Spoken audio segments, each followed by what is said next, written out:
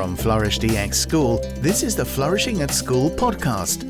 With mental health becoming a global priority, we are your partner for creating schools where students, teachers and school leaders feel good and function well, becoming the best versions of themselves and contributing to a flourishing world. Welcome to the Flourishing at School podcast. I'm Tamara Lechner. Each week, my co-host Jason Van Schie and I bring you the best practitioners, academics, and everything in between in order to inform best practice in whole school mental health. Jason, I know that you are traveling again. You're not at home. So let's check in. Where in the world are you and what have you been doing to take care of your well-being since our last recording? Okay, so I'm in Sydney at the moment. I'm here for the week. And in fact, the next 3 podcasts we're actually recording tomorrow. So I'll be recording from here again. I got a cheeky business class upgrade from Perth to Sydney. So I had some me time and, enjoyed some service rather than me serving my kids for once. So that was a nice little hit for my well-being, I felt. First class upgrade is definitely a well-being booster. Oh, not first class, business class at least. But so that was nice. And then I'm just catching up with people while I'm in Sydney. A lot of them I haven't seen since before the pandemic in person. And there's no better feeling than actually catching up, having a beer with someone in person rather than just the Teams or Zoom calls. Yeah, in person is.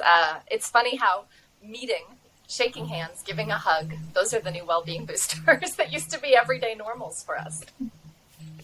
Yeah, that's right. And so now you actually have to find opportunities to do that, right? Even in Perth, I find, when I'm, requesting a meeting, often people will say, oh, let's just meet over Teams rather than, drive 10 minutes down the road to go have that meeting. So one of my last meeting requests didn't realize that I was on Vancouver Island and she was somewhere in Queensland and she said, yeah, when are you going to be by? And I said, oh, July 2023, so maybe we better do a Zoom call. Yeah. Nice. Well, look, we should probably introduce our guest in. So today we have Sue Chandler, speaking of Queensland. Sue has 30 years experience in teaching educational leadership, counselling, coaching, conflict resolution, professional supervision, training and workplace health and wellbeing design. She was previously the head of wellbeing at All Hallows School and is now the founder of Transformative Schools, a wellbeing education consultancy business located in Brisbane. So welcome to the podcast, Sue. Thanks, Jason. Thanks, Tamara. Lovely to be here with you today. It is. Yeah, no, terrific to have you on. So wonderful to have you.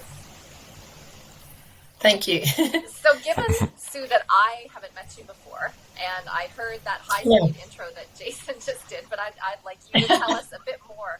So I'm wondering if in about 5 minutes you can give us kind of the brief arc of your career up to today.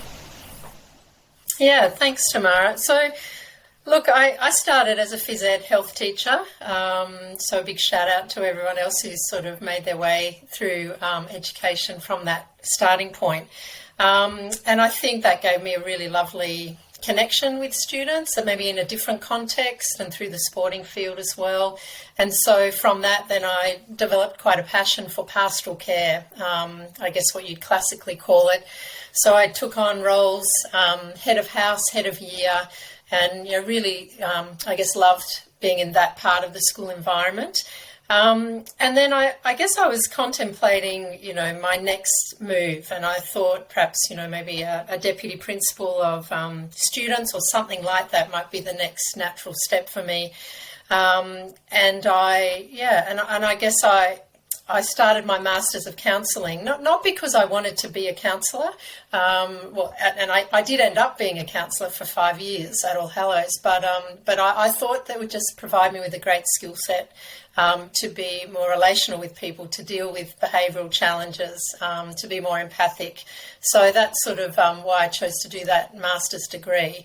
And then interestingly, I did go for a role as a deputy, and it was during the interviewing process that there was lots of questions around, I guess, risk and compliance and, policy writing. And at that stage, that was not an area of strength for me. So, of course, I didn't get that job. But it did sort of, I guess, highlight to me that, that I'm very relational in my approach, and that's the sort of area I'm passionate about. So from there, I did end up in a counselling role at All Hallows. And just prior to that, actually, I spent a brief time with child safety, which I have to say, working with kids in care was an incredibly humbling experience, and, you know, working with some really challenging circumstances. I had to pull out every tool and every strategy that I had, even as an experienced educator, to work with some really troubled families and help them to get reunified. And I hold on to that experience tightly because it's quite different to everything else that I've done. And look, I ended up at All Hallows for 10 years, and the last 5 years was as head of wellbeing, which was a strategic leadership position. And I was the inaugural head of wellbeing. So I sort of had this amazing autonomy. And I guess by that stage I had a level of knowledge and I think expertise around, you know, the science of wellbeing. And that had come actually from when I was doing my master's. I had the opportunity to go to Geelong Grammar and do the 6-day intensive course with Martin Seligman and his team from Penn University. And what a transformational moment that was. But it took until I was in this role at All Hallows to really actually influence school thinking around, you know, how you bring this new knowledge of the science of wellbeing. And so during that time, I guess I helped develop a school student wellbeing framework. I developed a positive behaviour strategy based in restorative practice. And then at the end of last year, the school was going through a restructure. And I was in the middle of, you know, that application process to go for one of those newly created leadership roles. And I had an epiphany. And it was really that perhaps my time in one school was done.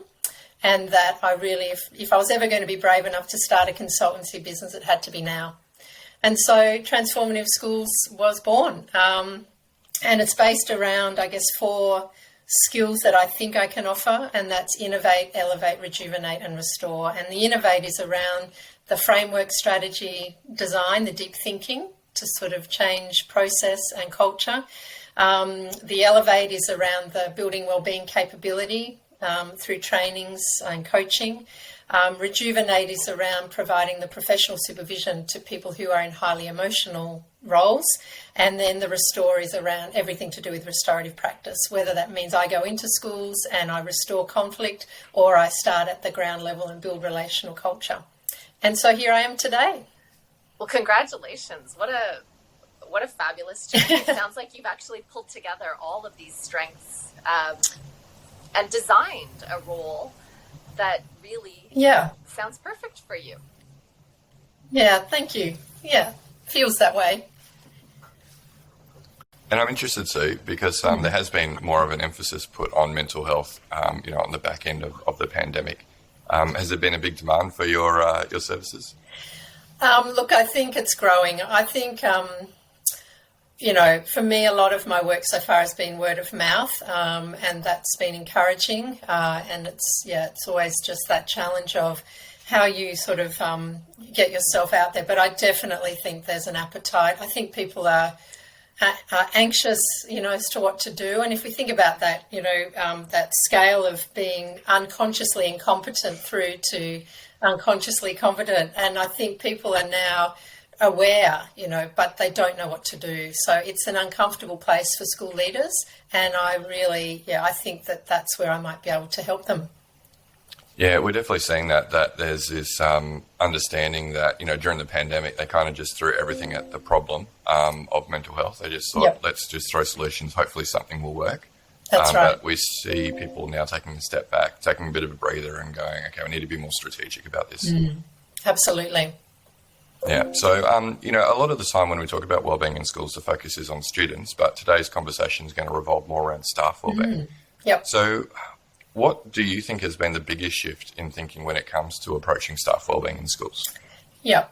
Well, look, I really have to thank you, Jason, probably for taking me a bit on this journey through all the great work you've done with Flourish DX, and introducing me to the ISO 45003, that international standard that provides just a great roadmap, I suppose, for understanding the psychosocial hazards. And I think that's a game changer, even for schools. I mean, I think one of the challenges for schools is they don't have sophisticated HR capability, and that will be something that they have to address moving forward.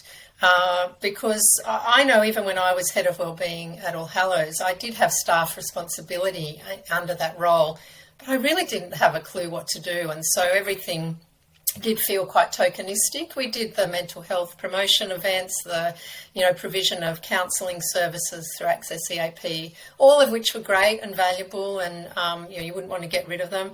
But I now have a much greater understanding that we need to look at the conditions in which people work. And I think also what's supporting this shift, and it's a shame, isn't it, that we get to a crisis before governments start to act. But obviously there are some key documents that have now been published, around a national action plan for teaching. I know Monash University have just released a great document in October around teachers' perception of their work. And so now we can start to have a serious conversation principally around workload and I guess some of those other factors around the leadership capability, around the degree to which we support a person's self-determination in the workplace. So there's some of the things that I think are starting to show a shift. Yeah, so it warms my heart to hear you use the term psychosocial hazards. I feel a lot of work in schools is focused on the individual and let's give them skills for flourishing rather than looking at the systems of work and how that can influence them. Absolutely. I've seen both sides. I've seen staff complain about leadership not acting, as if leadership's responsible for their well-being, and then vice versa, leaders that have perhaps reached their capacity or there aren't the right supports or knowledge within that space, and so they get deeply frustrated because they expect the individual to sort of, step up, be resilient, resolve it.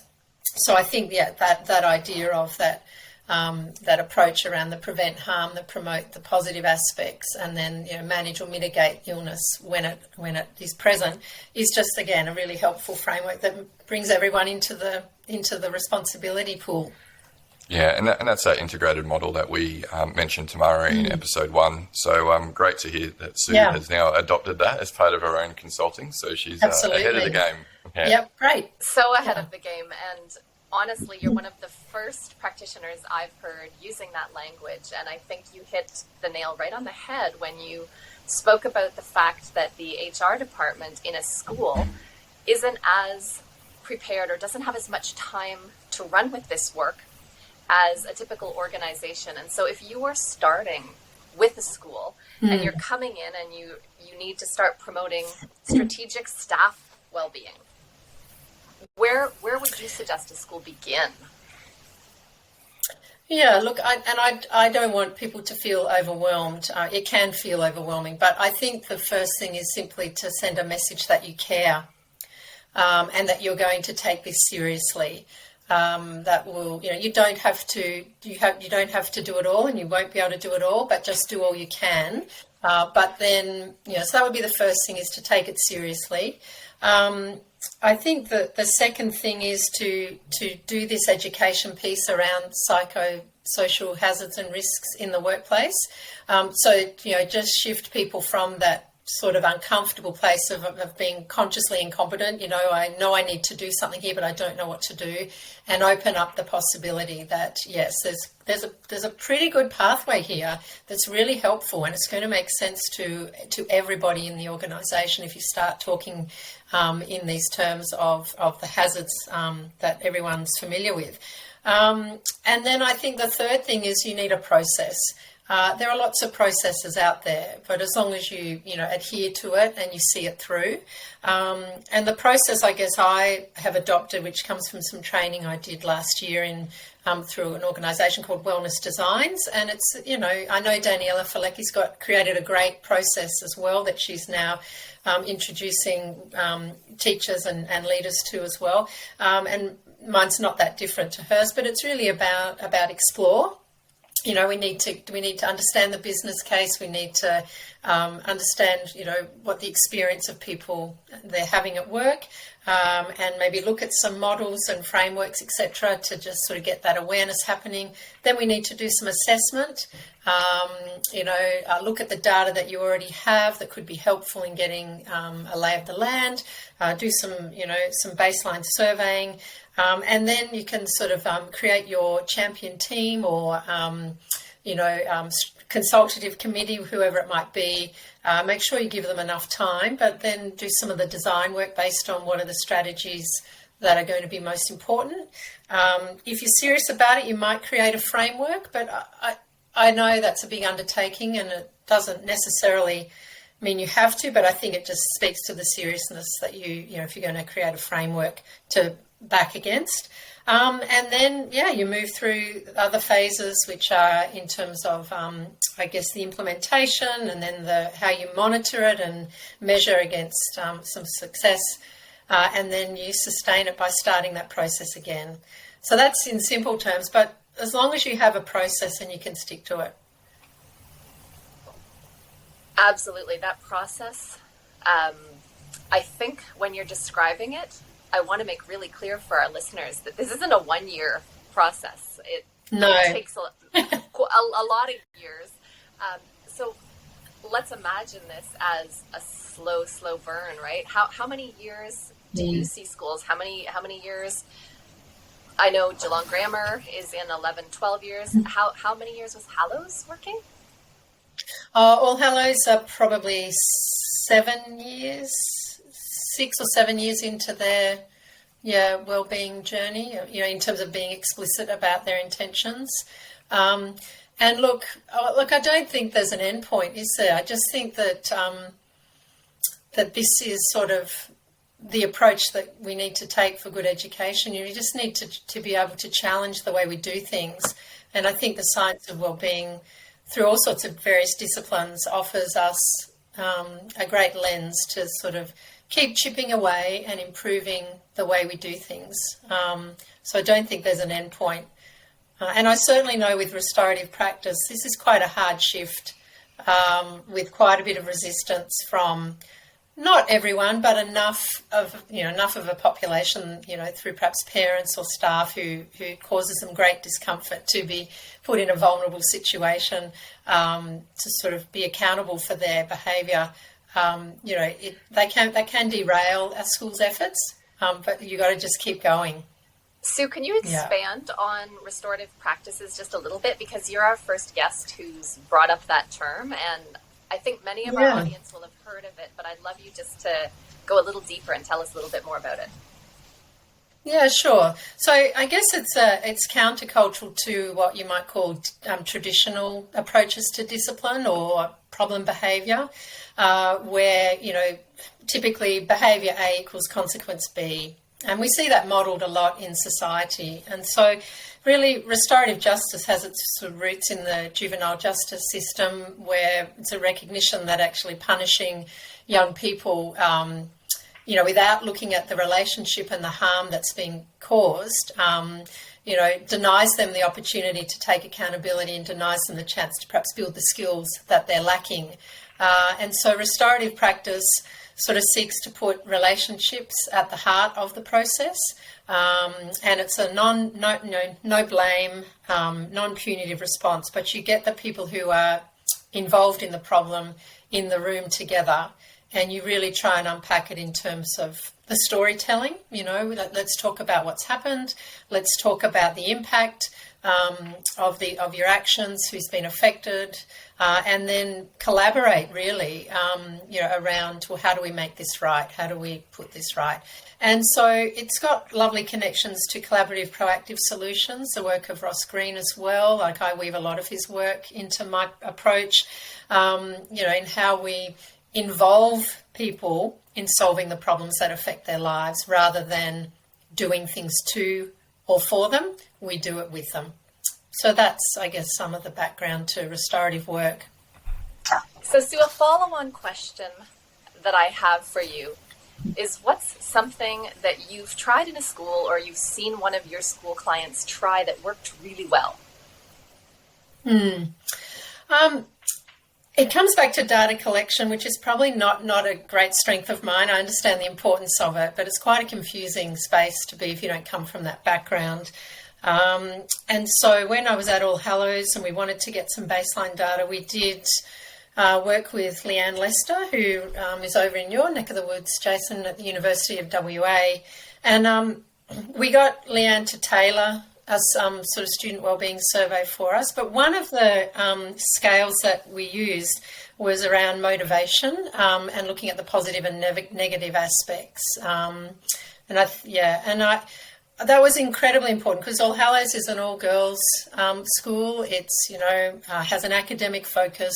So we knew we had anxious girls, but we wanted to have some meaningful data around that.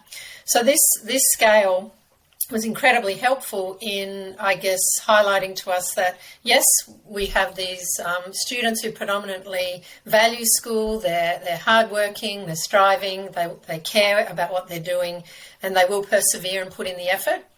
But the counter side to that were the negative aspects of motivation, which were around fear of failure, uncertain control, and anxiety around performance.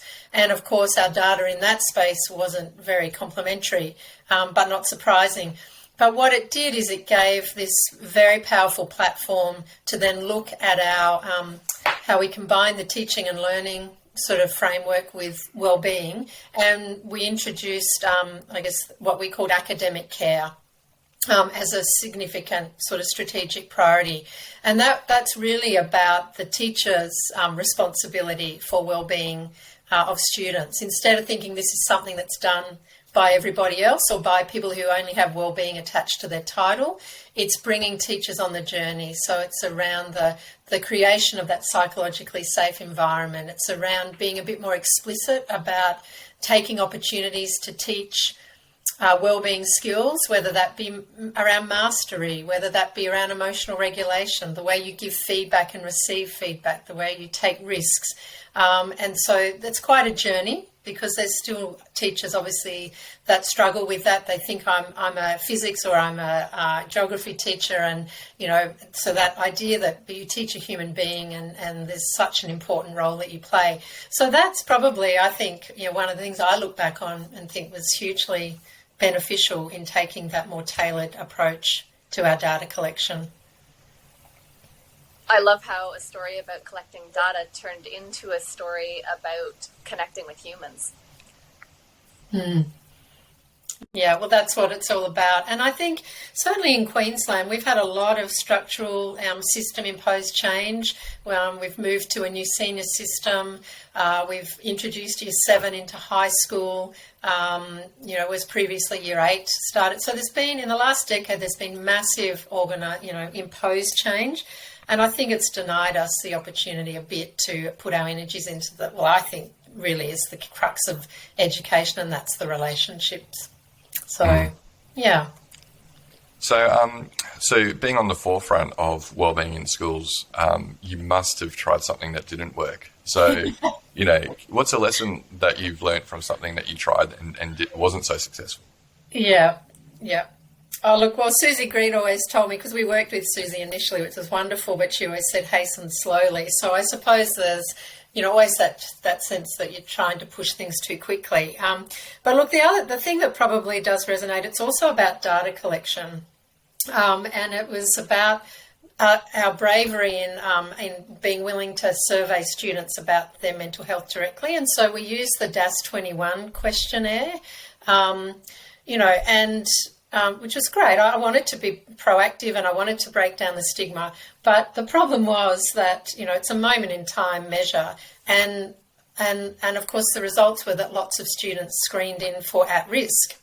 And so then we had a challenge as a school of, what are we doing with all this data? How are we going to manage it and resource it? And so that did actually create a real problem for us. But this was sort of before the time, this is about 6 years ago. This is before, I suppose, the pulse-like surveys, the opportunity to engage your staff in a more sort of organic way and sort of make it a bit more normalised to sort of check in.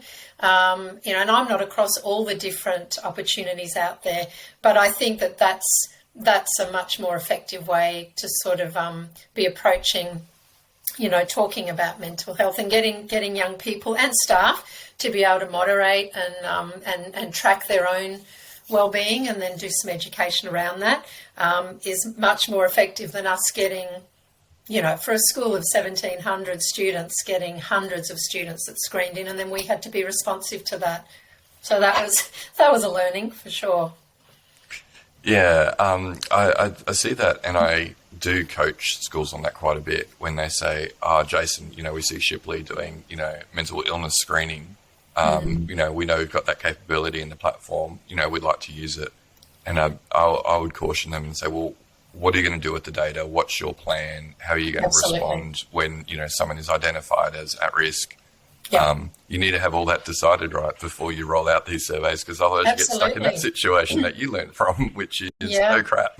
That's right. And what it makes me think of as well is, the way that you've approached your health safety data around looking at the intensity, frequency and duration. I just really love that. And because I think that's helpful to be able to do that with anyone in the school setting or in any organisation. But obviously when you just measure a DAS at one point in time, it doesn't, it doesn't really give you enough of the picture. So there has been a fascination in the past, both in schools and in workplaces, to measure for mental illness symptoms. But at that point, I commonly hear in schools in particular that it's like, we already knew about those kids. Well, what value was that then? Exactly. Most of them are already on a plan. So I much prefer to measure for the degree to which students have developed skills for wellbeing, so around the PEMA model, which is what Flourish is based on, because they're things that, you can always have a positive conversation about, and it's suitable for 100% of the students, rather than just identifying those ones that generally the school is aware of anyway. So. That's right. Yeah. Yep. That's a really good point. And I often think of the kids that have arrived identified, and then they're going to be re-identified. What is that helping, when actually we can be looking at different questions that encompass more of the population? And I like, Sue, as you said, it's not just about the students, it's also about the teachers and the other adults in the building. And so I love that you added that when you were talking about planning for when you measure, then what? The same is true for the teachers in the building. If you discover there is a higher than normal level than burnout, what are you prepared to do about that? What do you do? That's right, yes. And that's going to be a challenge, I think, if schools are seriously going to take up the psych health safety approach, because once you know, you can't unknow, and you then, you have that responsibility. But then I think it's still about, that conversation around, but you have a responsibility anyway to create a safe place of work. This is now just asking and encouraging you and providing you with lots of support to take that more seriously than perhaps you have in the past. So lean into it. I like that lean-in idea, absolutely. Yeah. And so a question that I like to ask, and I'm going to be very interested to hear your response to this one, is if you've done your job right, either as the leader of a wellbeing program at a school, or you as someone who's going in and working with schools, and you come back to this school and it's worked. Beyond the data that we've been talking about, how would you know? What's going to feel different or sound different in a school that is flourishing? Yeah. I thought about this. I've probably got a couple of things I'd like to share. I would love to see that we have unlearned the way we're conditioned to see education and schooling, and that is that success, achievement, purpose is attached to an outcome. Because I think, it's like for a student, when I get that A grade, well, I can get that academic award, or I can get into that university course. For a teacher, it's like, well, if my students all do well, or, get good grades, that'll be a reflection of me as a teacher, and that'll keep me in good favour with aggressive a parent, keep the parent wolves at bay, that kind of thing. And I really would love to see us unlearn that, that we don't attach our emotional well-being to something that may or may not happen. And what I suppose what would contribute to that would be, that we are less focused on tasks and more focused on relationships, which I think lead to great outcomes, lead to psychological safety, lead to sort of the ability for people to have honest, open conversations, to listen deeply, to be trustworthy, to collaborate, have autonomy. That's I suppose what I would love to see. And the other thing, I suppose it does tie into relationships. I remember at the IPEN conference in Texas, which is actually where I met Jason, Lee Waters from the University of Melbourne was presenting, and she talked about the concept of the three-legged chair, where you have the students, the staff, and the parents, and that, makes perfect sense. If one of those isn't functioning or, in alignment, you've got a problem. And I think there's such concerning data out there at the moment about the way that some teachers are being treated in schools by really aggressive, demanding parents. And certainly in that Monash report, being respected was one of the things that teachers identified they really wanted to have addressed. And so I think if a school sort of had the balance there, and that there was a cohesion, that there was more respectful relationships going on, that would lead to, I think, good outcomes and flourishing for everyone. And just on that, I wanted to also flag Pasi Sahlberg, who I know is involved quite extensively in Australia. He's the Finnish educator and I guess thought leader. He presented at Positive Schools in Brisbane, the conference last week, and he showed a slide in which he said to the audience, here's a pie chart, and it was divided into 4, but there was one section of the pie chart that was significantly bigger than the other 3 components. It was probably about 60%. And he said, what factor most impacts student achievement at school? And the options were the teacher, the principal and other school factors outside the school, and then other, I guess, unrelated factors. And the thing that came out as the highest was factors outside of the school. So this speaks to the role that parents play and the way that they educate their child around respectful relationships, around the use of social media, around emotional regulation. And we do have a partnership to play, but schools can't be responsible for all of this. So I'd love to see the three-legged chair be more balanced. I love that vision. And I also like that we're bringing parents and holding them accountable a little bit, because I don't think... Absolutely. I think they kind of show up and support their kids when it's needed.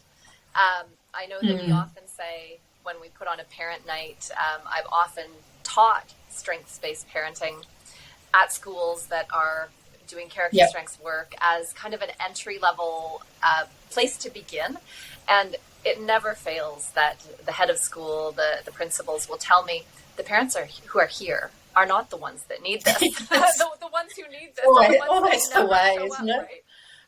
And so let's hope that we can figure out a way that there's so many parents that do talk this language that you kind of just get swept away in it, even if you're not showing up for those training opportunities. Absolutely. Yeah. So, Sue, we like to ask, given that this is a podcast, what our guests are listening to. Now, you're obviously an avid listener of the Psych, Health and Safety podcast. Absolutely. You're using all the language correctly, which is terrific. Yeah. What else are you listening to or are you reading at the moment? Yeah.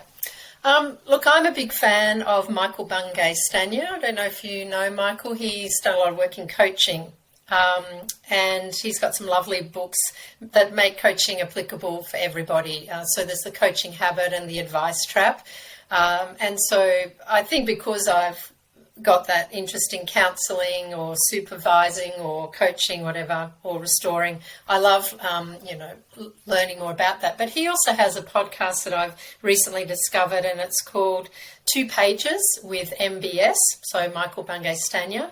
And basically he's interviewing, I guess, a whole range of people that he thinks are brilliant at what they do, and he asks them to read 2 pages from their favourite book. And then they talk about, I guess, the significance or the wisdom that's buried within those 2 pages.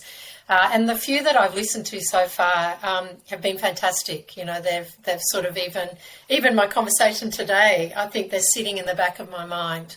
So that's been a podcast that I've really started to enjoy. And then other than that, I suppose a little bit of investigative crime. I have been one of the many millions probably that were interested in The Teacher's Pet and things like that, just as a little bit of related escapism perhaps. Yeah, you've got to have some of that as well to balance out the professional development for sure. And those were right. 2 really original thoughts, because we've had, as you've heard, you were sharing with us before we started that you've listened to lots of our episodes, and we've been hearing the same experts repeated. And so I love that you've offered us some new ideas and insights. Some new, yeah. Yep. Yeah, another one, Tamara, just for those people interested in restorative practice, they may or may not know of someone called Margaret Thorsburn. She is based on the Sunshine Coast, but look, she's leading in this area in terms of restorative work in schools. She was recently appointed an Order of Australia, and she has some really great practical books for the implementation of restorative practice in schools. So a bit of a shout out to Marg as well, who's a great mentor for me. I've got some reading and listening to do. Yeah. Excellent. Well, this has been fun. I think I could talk to you forever. You've got wonderful ideas, and unless you've got anything else that you would like to mention that we glossed over, I think that brings us to the end of today's episode. Yeah, look, the only thing, and I hoped I'd weave this in, but it is something that, coming back to obviously teacher or staff wellbeing, I think is really a space that we have to get our head around. And just to maybe leave listeners with this, it's a quote, if you don't mind, I'm just going to read it. It's a short quote, but it comes from a lady called Fleur Johnson. You're not going to read 2 pages, are you? No, there you go. I can show you. It's only little. But it comes from Fleur Johnson, who's the CEO of an organisation called People Bench, and they're, I guess, a school workforce improvement company. But she says, few other industries have avoided the notion that schools are workplaces before they are anything else in the way education has. The avoidance on the grounds the student and only the student must be at the centre of all schools do has for the last 50 years led us down a path where young people don't want to be teachers anymore, to a place where those who do become teachers are leaving at a rate we can't match in replacing, and where those who have been career teachers are leaving with heavy hearts. The sector has not kept pace with contemporary workplaces, and it is no longer sustainable. So that drives me every day to try and make a difference in schools. Well, that's a little bit of a heavy note to end on, but I always... Yeah, sorry about that. I think it just reminds me that there are great people like you out there who are really making a difference. And yes, we're seeing people leave, and we're also seeing young people with great hearts moving into this profession, and they'll have the guidance of people like you, the mentorship, the coaching. And so I'm hopeful that this... I am too. Well, that's a good place for us. I think that's a great place for us to end. Are you hopeful, Jason? Yeah. Yeah, absolutely. But yeah, what Sue's talking about is, it's a big job, and we need many hands. So the more people like learning, listening to this podcast, trying to develop themselves through other means, the better. Absolutely. So if you're listening, I'm going to prompt you to share this with a colleague or a friend.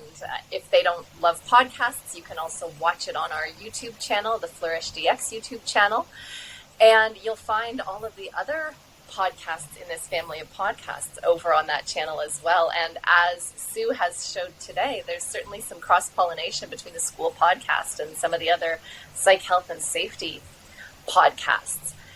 Sue, Jason and I are both super active on LinkedIn. Are you on LinkedIn? I am on LinkedIn, awesome. Yes, and I'm trying to be more active. Yeah. So it's an interesting space. I'm getting better. And we would love to connect with you and continue this conversation over there as well. And we look forward to catching up with everyone on the next episode. Thank you so much, Sue, for being here. And until the next episode, keep flourishing at school and in life. You've been listening to the Flourishing at School podcast. To stay up to date with the latest on whole school mental health, follow Flourish DX School on LinkedIn and subscribe to the Flourishing at School podcast at www.flourishingatschool.com.